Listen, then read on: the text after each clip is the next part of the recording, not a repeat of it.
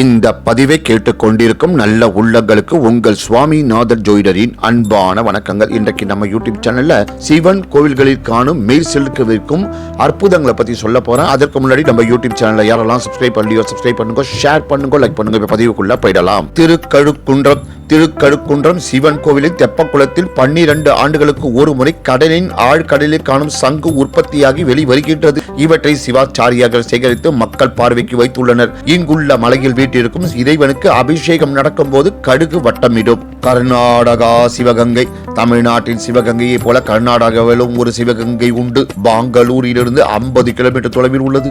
இது குன்றோடு கூடிய ரம்மியமான இடம். இக்குன்றில் கங்காதீஸ்வரர் ஆலயம் உள்ளது.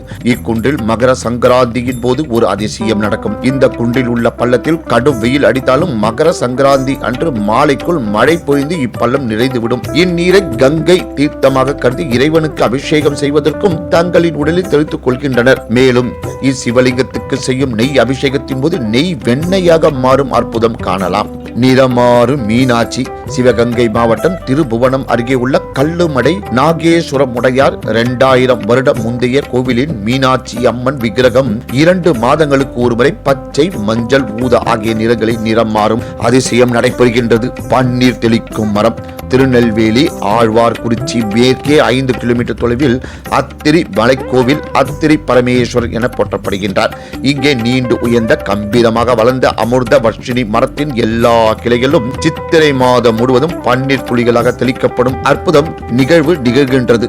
தலக்காடு பாதாளேஸ்வரர்.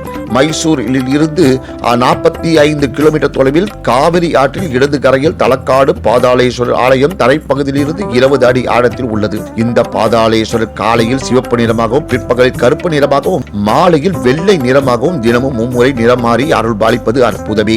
நரிக்குடி ஊராட்சிய ஒன்றிய கல்லுமடை என்னும் கிராமத்தில் அமைந்துள்ள 2000 வருடம் முந்தைய திருநாகேஸ்வர உடையார் கோவிலின் மூலவர் சிவலிங்கத்திலிருந்து அமாவாசை பௌர்ணமி நாட்களில் 2 கண்களில் இருந்து ஒளி வீசும்.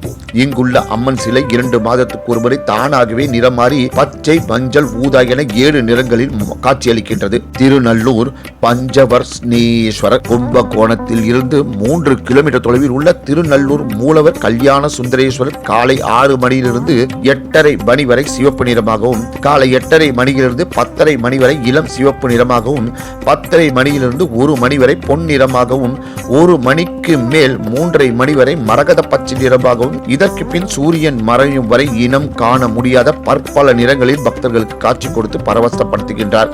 குடும்புடி சோமேஸ்வரர் ஆந்திர மாநிலம். இக்கோவிலில் மூலவர் தேய்பிறை தினங்களில் நிறம் மங்கியும், அமாவாசை அன்று கோதுமை நிறமாகவும், வளர்ப்பிறை நாட்களில் சிறிது சிறிதாக மாறி பௌர்ணமி அன்று முழு வெண்மை நிறமாக அருள்பாலிப்பது ஆச்சரியமாகும். மதுரை மாவட்டம் பேருரையில் உள்ள மொட்டை மலையின் மல்லிக அர்ஜுன் என்ற சிவன் கோவில் அடிவாரத்தில் வற்றாத நீரூற்று உள்ளது.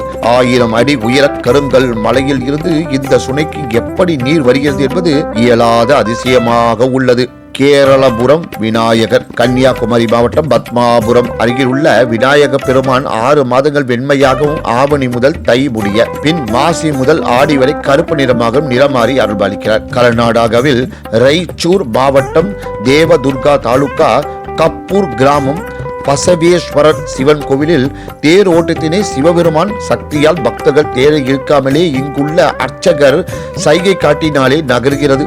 இறுதியில் தேரை நிறுத்தும் இடத்தில் போய் நிற்கின்றது. இந்து மதம் எல்லாமே அற்புதமே என்று கூறி இந்த சிறப்பான ஆன்மீகத்தை நிறைவு செய்கிறேன். நன்றி, வணக்கம், வாழ்க வளமுடன்.